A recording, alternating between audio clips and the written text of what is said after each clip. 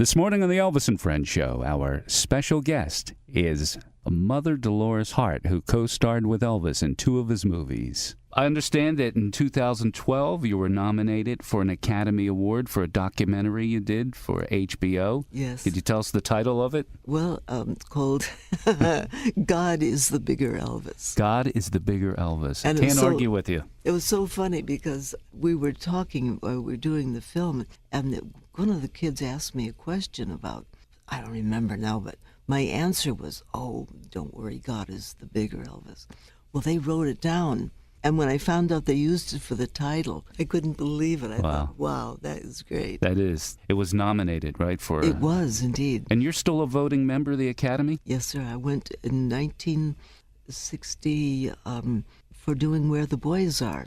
I got over the title, and my agent said, I think we should ask the Academy if you can be a member. So I was accepted, and I kept the membership even when I went into the monastery, though I wasn't active with it. But when I was 25 years, Carl Malden was the president of the Academy, and he called me and said, now, do you think you're solid enough in what you're doing that we could ask you to be a voting member again? Well, I could not believe it. I said, Carl, I don't know what to do. I don't have one of those machines now. And he said, I'll send you a machine where you can put a disc and you can watch the movies there in your office. Your book, The Ear of the Heart, now that is available at all outlets? I should hope so, yes. Okay. It's a beautiful book. It's a beautiful story. I encourage all of my Elvis and Friends listeners to pick up a copy of The Ear of the Heart.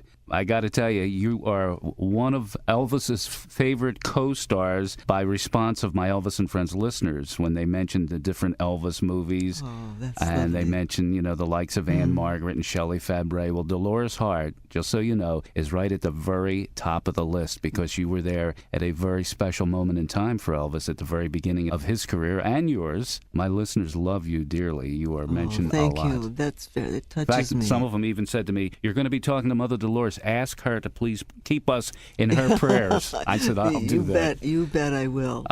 To wrap it up, if I were to say to you, what will you, Mother Dolores Hart, always remember about the Elvis that you knew? I will always remember what a kind gentleman he was and the way he would open the Gideon Bible and say, what does this mean to you, Dolores? And he'd read a passage. That was the guy I knew.